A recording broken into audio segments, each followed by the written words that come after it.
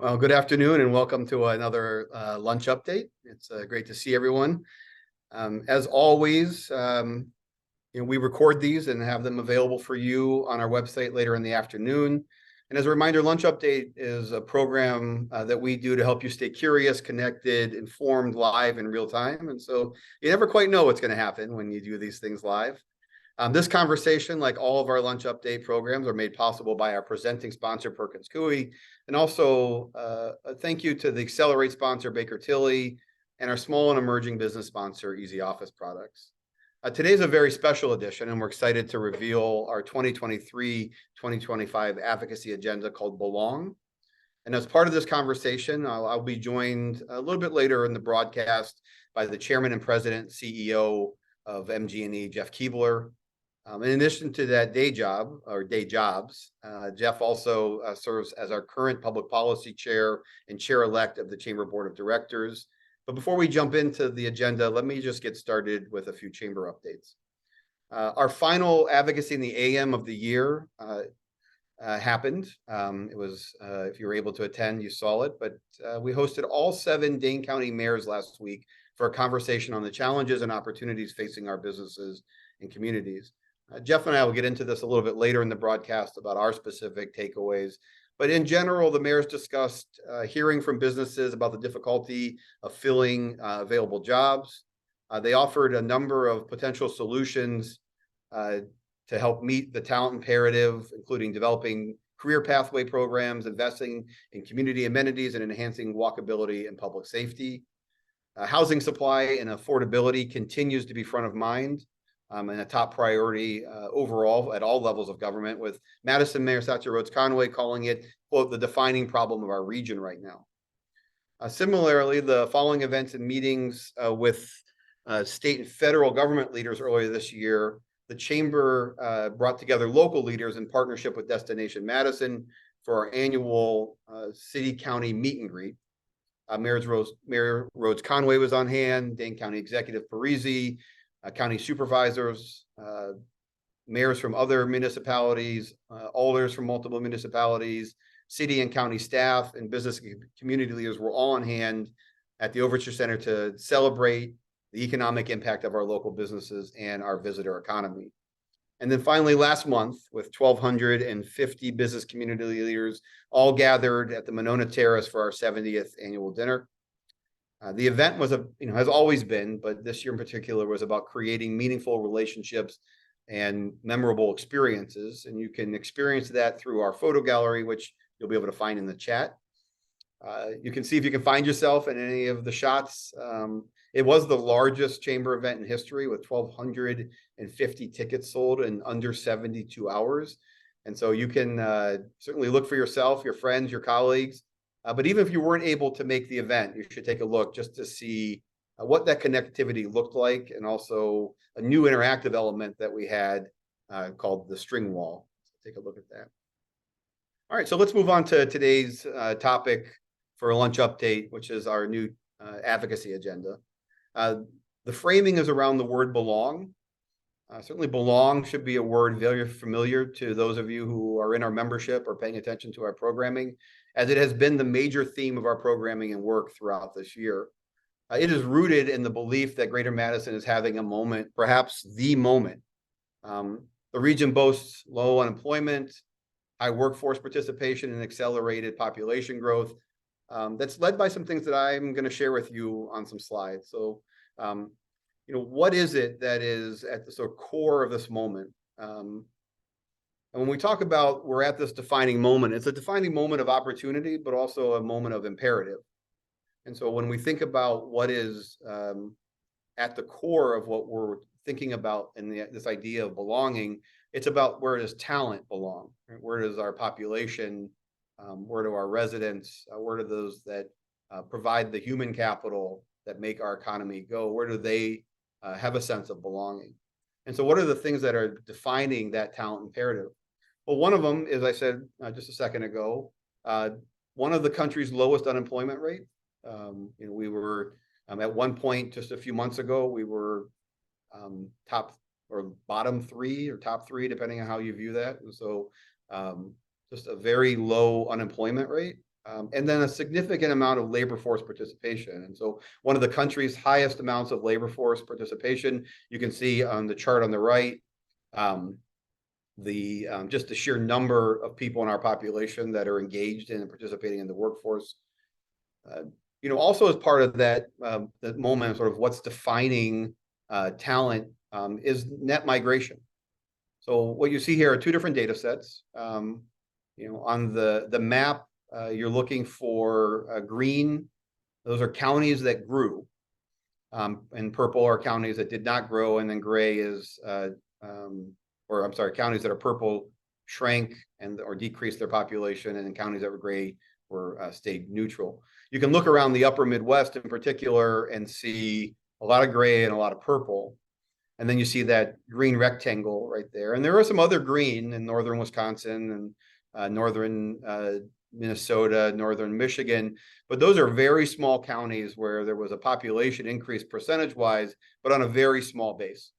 And so when you're thinking about what areas in the Midwest are growing, you would look to Dane County. And in particular, if you're looking at urbanized counties, so counties with significant populations and urban cores, you'd be looking at the largest cities. And maybe some of you know this, but I think a lot of people are surprised to learn that Madison as a city is now the 15th largest city in the Midwest. And maybe more important, or maybe more stunning in that, is that when you're looking at the other municipalities, the other cities that define these urban growth opportunities, there's a lot of them that are retreating when it comes to population. So places like Chicago and Detroit, Milwaukee, Minneapolis, Cleveland, these are places that are shrinking in population.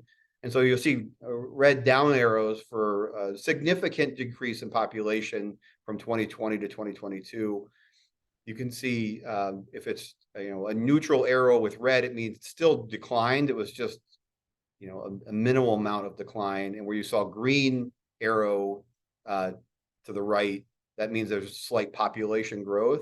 Only Madison in the top 15 had significant population growth during the pandemic. And to put that in context, in the last census, so from 2010 to 2020, Dane County added 76,000 residents. So we'll just call it roughly 7,500 residents per year in that decade. During the pandemic, that increased to 11,000. And so those numbers both create opportunity, but also exacerbate challenges that we currently have that we'll get into here in a little bit. So what's maybe driving some of those numbers? What's behind it? The good news is that young people have discovered Madison. That a lot of that population growth that we're talking about are population 18 to 26. And it's before you think, well, is that just college students? We took into account and factored in even having one of the largest classes ever at the university, but it doesn't account for a significant change year to year versus what we're seeing in the population growth in that 18 to 26 demographic. And so when you look at that age demographic, you can see the net migration from Gen Z from 2021 put Madison number 9 in the country. When you look at places like Austin, Texas, and Atlanta, Georgia, and Nashville, Tennessee, you can see that we're not talking about that big of a difference. Difference between us and Nashville, a place 3 times our size, more than 3 times our size. You're talking about 800 people.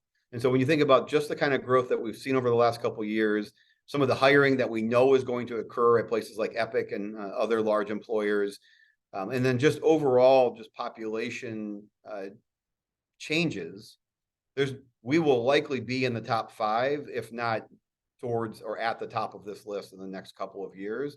And so we're seeing significant Gen Z migration. And the way to think about this, these are raw numbers. These are not a percentage increase over a small base. This is, a place like Madison versus a place like Austin having similar Gen Z in migration numbers. So what does that mean? So what happens when you have significant increase in population in a certain demographic? Well, they look for jobs. And Madison leads the country right now in Gen Z hires. So percentage of the share of Gen Z that are finding work Madison number one, Austin right behind us number two, Boston number three, Raleigh, Minneapolis, but certainly cities that we would want to compare ourselves to. Maybe more to illustrate the point, there are only 5 communities in the country where Gen Z makes up more than a fifth of the workforce. So to cross over that 20% mark, all communities eventually will cross that, right? If you think about talking about millennials a decade ago and where they are today, that what we're looking for is what communities are getting to this threshold the first, and you can see Madison there, number 4, and also, frankly, one of the places, these other places aren't growing as fast as we are in Gen Z, and so yet another list that we expect that we will continue to move up over the coming years. And so what does that mean? Why is this happening? Well, Business Insider recently did an in-depth story where they went and interviewed Gen Z, certain people who were choosing to move here. And you can see the headline, I moved to Wisconsin instead of New York and San Francisco because I can afford to live in a big place. Our cats can still enjoy great sport, or I guess the cats aren't enjoying great sports, but maybe they are. But the Gen Z can enjoy sports and music, and so it's about relative affordability. I think we all feel the pressure of our community getting more expensive, but when you compare it to those increases elsewhere in the country, it is still relatively affordable when you are looking at other places like New York, San Francisco, Austin, Nashville. Really continue, it's not just those expensive coastal cities that outpace our affordability. And so we have to keep that in mind. That makes this an attractive place. We also know that over the last decade that young people moving here make about 10% more on average than those that are here. And so they have more disposable capital, more money to spend. But to the latter part of that statement about sports and music, they're looking for quality of life. They're looking for a place that feels manageable, that doesn't feel overwhelming, that they can afford to live and have a high quality of life. And it stands to reason. I think those of us who have lived here know that means places like Madison, Greater Madison, Dane County, certainly would define that. And so it's a secret maybe that we thought of that would be kept for many years, as now, at least with young people, is no longer so. And that brings us to an interesting question. So in that same story from Business Insider, headline, Gen Zers are taking over college cities after they graduate. Certainly we are the prototypical example of that. But there's some interesting challenges of how we evolve as a community for the future. What does the future look like, and how do we evolve? And you see this quote from this professor, Dorsey. It's a really interesting moment for these college and university towns to think about what they want to become. So what is the crystal ball? What is it that we want to become? And that is our agenda. And that's what this agenda is for, it's a look into the crystal ball of where we think things are going to go, positive and negative. So none of this is not just a rosy outlook. Let's just focus on all the great things. A lot of our agenda is focused on fixing either things that are broken today or that we worry are going to break in the future. And part of that is from a sort of definitional standpoint, it falls into 4 buckets: increasing opportunity, enhancing connectivity, strengthening community resilience, and enabling responsive governance. So there's an example of what happens when you're doing live broadcasts. So let's walk through those. The agenda looks like this. So certainly stop by our office if you're interested in getting a copy of the agenda. We will distribute these in the coming weeks and months to all elected officials, so local, state, federal delegations. We'll all get copies of this. If you want to sort of see how it expands out. It's 2-sided. There's a narrative around that, around the why, and then each of those 4 categories that I just highlighted. And then if you then there's a barcode on that will take you to our full agenda, which is multiple pages printed in a PDF. And so I'm going to go through some of the top elements of it, and I'm going to certainly bring Jeff Keebler in to sort of talk about the larger questions that are in front of us and what he's experiencing and being the head of our community utility. But let me just sort of highlight a couple things. One is something that we've been working on here at the Chamber, and we've talked to you about it. We've had multiple guests over the last couple of years talking about it. But about 4.5 years ago, we began looking into this idea coming out of Brookings, which was this idea of place-based economic development. Could you make a case for not just focusing on the superstar cities? So think Seattle, San Francisco, San Jose, San Diego, Boston, not just looking at those cities that have already defined what it means to be an innovation economy, but looking at what the future might hold. What are the places of the next? What are the places where we could figure out what the future looks like? Again, looking at Brookings data, this is what got us excited. That if you look at the inputs that they think defined and maybe gave a peek into the crystal ball of where the innovation economy would grow based on place, that weren't already those superstar cities, you'd be looking for population density. So of some kind of significant population that made it attractive for talent and created a density of opportunity. You certainly would be looking at, do you have access and proximity to research universities? We are in the shadow of one of the world's great research universities. You're looking at patent production, both out of the public sector, largely university patent production, but also private sector patent production. And increasingly in Dane County, university or private sector patent production is becoming an economic driver. The share of educated, certainly looking at baccalaureate degrees as the beginning. So what percentage of your population has at least one college degree? And then looking at advanced doctoral degrees, but highly specific to STEM. So science, technology, engineering, and math jobs. And then looking overall at how much job share do you have in those innovation sectors? So what you're looking there for is everybody's total innovation job numbers are growing because innovation jobs are becoming more and more part of the economy.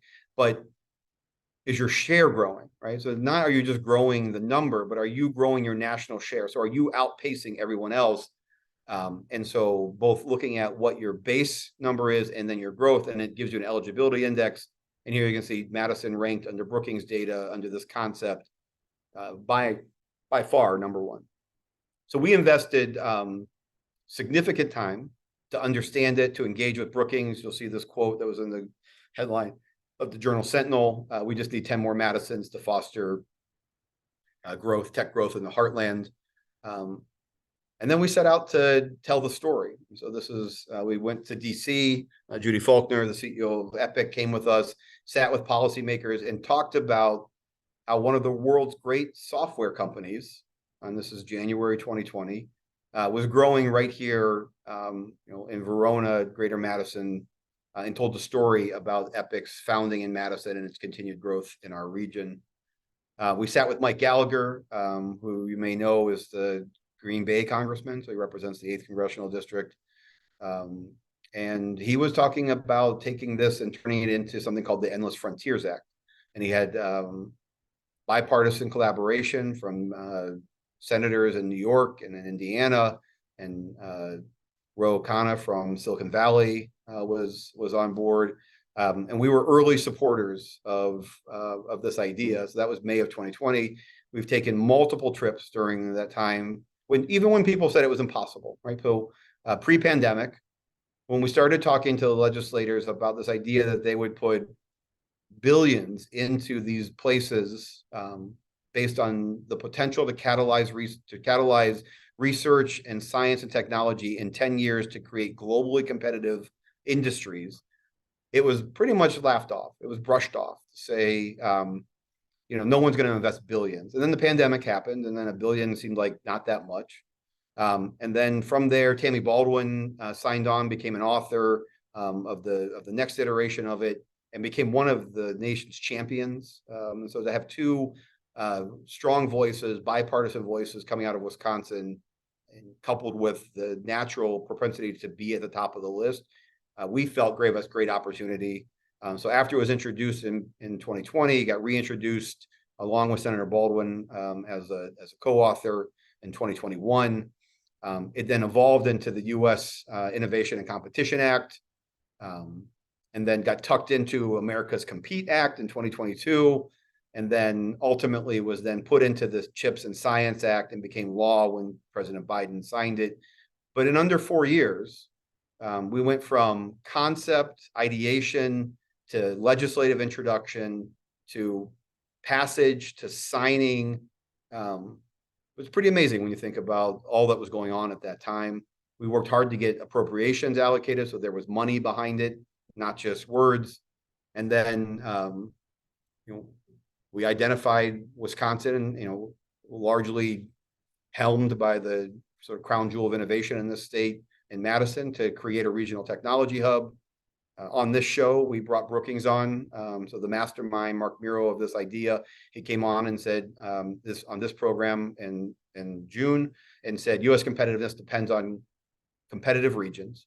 And this is an idea to invest in promising places to build up that competitive position, place by place, cluster by cluster, and Madison is a great place to pursue that. And so we felt good, and then felt even better when a group of great leaders from around the state, largely sort of tethered to Madison and Milwaukee, leaned into one single proposal. We were able to get our act together and put one proposal together as a state to focus on biohealth. And that corridor between Milwaukee and Madison is just full of opportunity when it comes to biohealth. And we could spend a whole nother show just talking about all the opportunity that sits in there. But a consortium of 15 public and private organizations was started, and they put an application together. And if you go back to that thing I talked about earlier about the share of innovation jobs and the growth in that, this is what that looks like visualized. So dark blue are those superstar cities that I referenced. The light blue, though, is where if you were betting on the future, and if you were really thinking about where will the future of the economy, and particularly the future of innovation, be driven, you'd be looking at those large light blue clusters. And so you can see there, it's Salt Lake City and Provo, it's Denver, it's Austin, and it's Madison, Wisconsin. And so when you translate that 2005 to 2019 data, it shouldn't surprise you that the federal government saw what we saw and said yes to Madison, Wisconsin being one of the recipients of this designation as a federal technology hub. Just earning that is significant, right? The ability to tell the country and the world, this is the place that you want to be investing because the feds are telling you this is where they're going to invest, is a big piece of that. So what comes with that? So this is where, that's the crystal ball. So how does that apply to our agenda? So I told you before, Mayor Rhodes Conway said housing is the definitive challenge of this region. Here's what we know. We know that just in the city of Madison, that we are 4,000 housing units behind. I hear it a lot. You probably hear it. People say, where is all this multifamily going? Who's living here? Who's moving into these places? Are we building too much housing? And the answer is unequivocally no. We need to build more, because not only are we starting in a deficit of 4,000 or so units, but we need 2,000 units minimum just to keep pace with what we expect will be the in-migration, the continued in-migration. And so as many cranes as we can see is part of defining what that future looks like. And that mix needs to be attainable, right? We're talking about workforce housing, that in order to truly have the economy work, we need to have all levels of the economy be able to afford to live here. And so thinking about housing at all levels of the price range.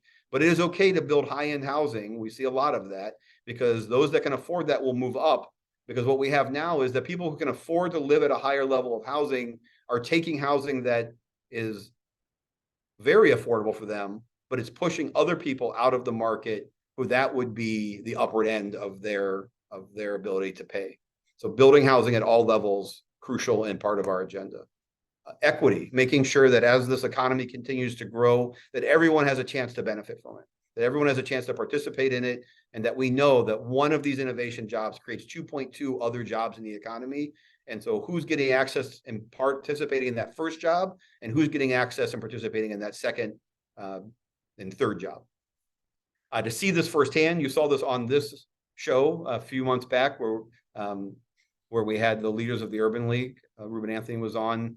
But now the building that he put up an image of what it might look like is actual, it's built. And so the Black Business Hub is open on December 13th from 4 to 6 p.m. You can join us for a big night out where you can see the amazing facilities, and maybe even more importantly, what's to come. You can really get a peek behind the curtain of what the future looks like when it comes to ensuring that the future of our economy is diverse, and that ultimately we have a stated goal that entrepreneurs of color will do better in Madison than anywhere else in the country, is a stated goal of our board of directors. Childcare continues to be a headwind and a challenge. We see this nationally. We believe that a Madison model, a public-private partnership, can be developed, should be developed. A lot of our time and attention during the pandemic was spent on this issue. Connectivity matters. We have worked hard to get direct flights. We lost many of them during the pandemic. We have the new effort in partnership with the airport and Destination Madison and Downtown Madison Incorporated to make sure that one of our community leaders from these organizations travel to wherever we go, wherever the airport goes to pitch. We've been to Chicago, we've been to Seattle, we expect we'll be in Atlanta shortly in the next couple of months, looking to not only create more connectivity, but also rethink the way we talk about our airport. And so one of the things you'll see in our agenda is renaming the airport, specifically putting in the international moniker so that we can prepare for what we know will happen, which is this region becoming an international global powerhouse when it comes. And the other type of that connectivity is something we've talked about for decades, but Amtrak is still focused on what that might look like. In the middle here, you see the current routes that run on Amtrak, and in the pull out, you see the proposed routes. It would make sense that if you're running a train from Chicago to the Twin Cities, that you would go through the population centers of Milwaukee and Madison on your way there. And so that is also increasingly part of our focus and our agenda, is making sure that as Amtrak plans for this, that we don't recreate the mistakes that we made in 2011, but position ourselves to be the recipients of this additional high-speed connectivity. And so with that is our agenda. I'll take this moment to bring in our public policy chair and our incoming chair. As I said, is the CEO, president, and chairman of MG&E, Jeff Keebler. So Jeff, thanks for joining us today. Thanks, Zach. Thanks for having me. Yeah, absolutely. I'm gonna stop sharing my screen. Also, just before I click over, if you wanted to just easily find it, I said you can go to madisonbiz.com, belong agenda, or you can just scan this QR code and you can see the full agenda. I'm gonna stop sharing my screen now, Jeff. So as I said, thanks for joining us. I'm curious as to how you reflect on the last couple of months as we were putting this together, and maybe even the last year in your role. So walk me through what stands out when it comes to our advocacy efforts and the development of this agenda. So a couple of things really stand out. First off, I think the process that we use, that's been used by the chamber for a long time, works really, really well. We get a lot of people engaged. We have our public policy committee that is representative of small business, big business, a lot of different people on there, but we also talk to people. We've held a lot of events. You went through a lot of them that we get to understand what's happening in the community and where we need to go. We also held, because we had elections, we were able to talk to the candidates, many of the candidates in the local elections, and that's really helpful for us to get to understand their perspective and to let them know a little bit about our perspective as we go through that process. Two successes that I just want to highlight, and you've talked about both of them. One is the CHIPS Act and the tech hubs, and we're in a great spot. And I want to say thank you, Zach, to you, to Kevin, the rest of the staff at the chamber, Aaron Alver from URP, who's also the chamber board chair right now. I heard the Chancellor Mnuchin, describe you as the candle in the darkness. And I think that's a really important piece. You were a light that helped bring this together. You talked about 4 years from formation to fruition. And that's a really quick time in any government process, but you also had to bring together people who may not have seen the value or the vision or the ability to get it done. So those are things that's an example of things that you and the chamber do that are helpful to our whole community. The other thing I want to touch on are the F-35s. That was a big process. You personally, and then the chamber spent a lot of time on that process to get the F-35s here. The F-35s landed this last year, which is great. We see them around the skies. We don't hear them as much as people would have said we heard. we would hear them. And the reason I bring that up is one of the things that you are able to do is you're able to see through the politics of issues and go to the right policy and the right implementation of things. And you see in the chamber through its advocacy is able to show people how we can make things better for all and how there are a lot of different things. Case in point with the F-35s. Because the F-35s are here, the federal government actually provides a lot of services to the airport, as an example. Those services are valued at about $10 million a year, that if the F-35s weren't here, the federal government would not be providing and we would be paying for it. So it's things like that that we don't talk a lot about all those nuances, but those are really critical success stories for us. And the future looks bright to continue doing those. I said this at the top, but the agenda, exists to solve problems, right? We start with, what are the opportunities and what are the challenges? And, I just went through many of the challenges that can also be maybe viewed as opportunities. But I'm curious as where you sit. I mean, as a utility, right? So your business survives, thrives based on the energy of the economy, right? A good economy usually means good utility usage. So when you think about not just your business, but our region, what encourages you about where we are today, but maybe more importantly, of where you see as you're planning out where the future is going? So I completely agree with you. So from MG&E's perspective, and I want to tell you our moniker, we're known as your community energy company. And the most important word in there is community. We serve the greater Dane County area. We don't have 10 or 15 or 20 different cities in our service territory. So we do that on purpose, and it gives us the ability to engage within the community more. So when we think about the community, our goal is to make sure that we have a thriving community for all.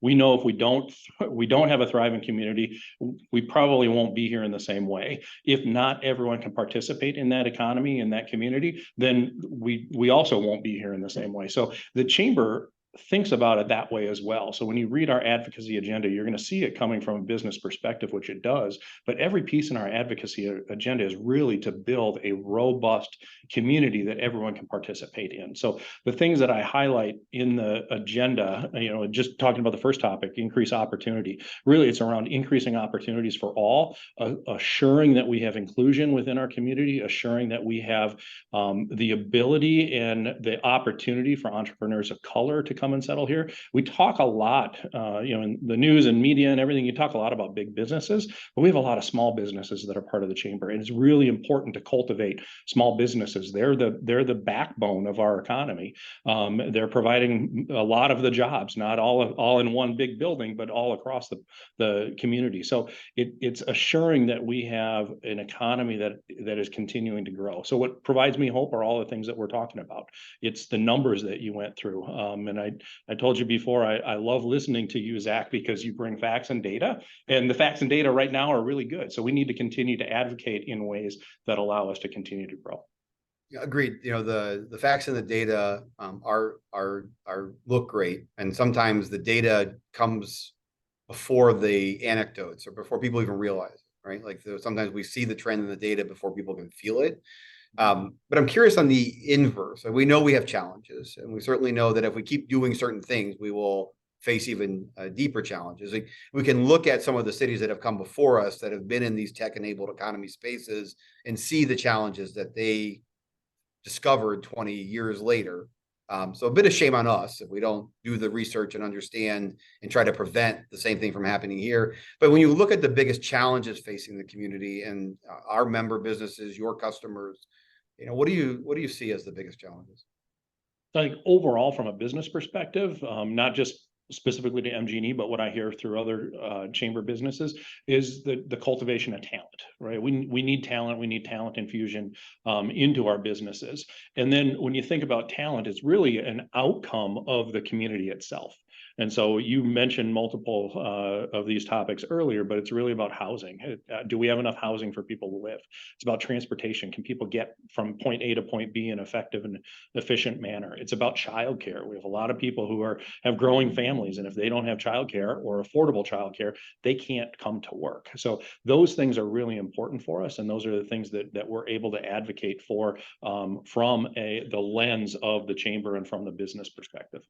Well, you said childcare, and we are live. And so breaking news on Madison.com is Madison College is adding a childcare facility to the Goodman South campus. You know, Dr. Daniels is a colleague of yours on our board, certainly has talked about and advocated for childcare being in the agenda and being at the forefront of what we do. How do you see that? You know, we talk about a Madison model, right? We talk about, you know, trying to solve this in a different way, because we know the answer is not just cash, right? It's not just putting more money in, although that can be part of the solution.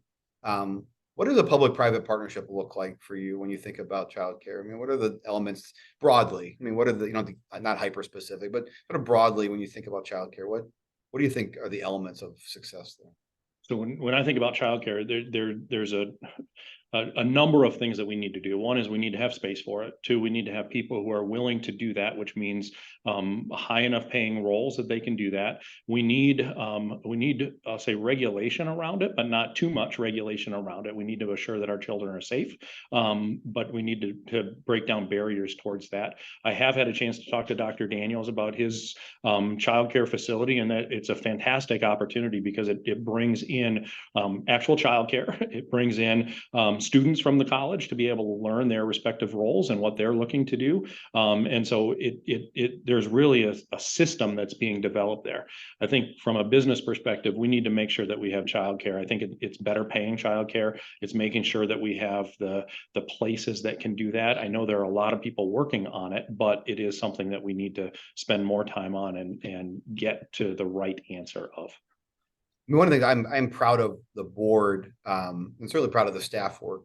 But you know, childcare has never really been on our radar. Right? It's not to say it hasn't been a challenge, but it's not a big piece of our membership. I think, you know, we maybe have one or two childcare facilities that are, you know, currently in our membership.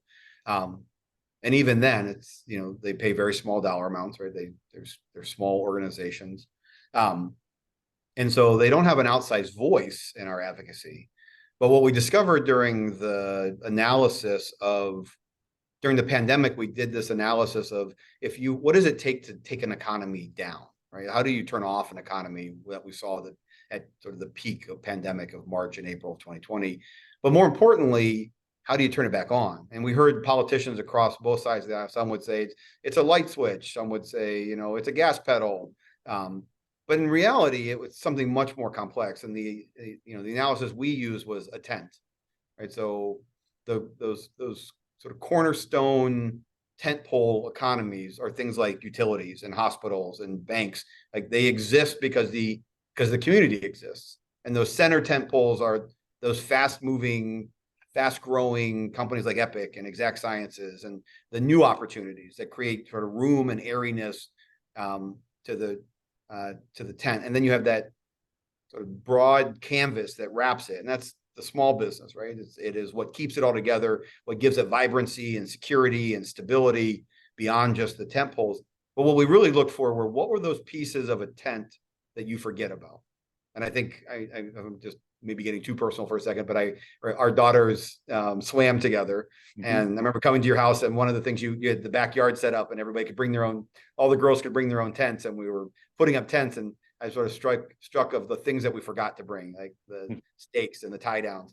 And I feel like childcare is one of those things. Like, it's the thing that you don't think about until it's too late. And so I love that our business community and our business leaders are highlighting this as one of the real opportunities to focus on in the coming years. And we've carried that message across federal, state, and local lines to say, if you can do something and you are limited in what you can do, this rises to, you know, the higher end of our agenda of what we can accomplish. I'm curious for you, if I had to force you, it's a big agenda, right? Mm-hmm. We got a lot in there. And again, I'll put up the barcode at the end for everyone to be able to click on it, or you can just go to our website and you can find it under the advocacy tab. But if you had to pick one or two items that you're moving from policy chair to board chair. You are at the helm, right? You help direct the organization from that perch. What do you want to see progress on in the next year? What comes to mind?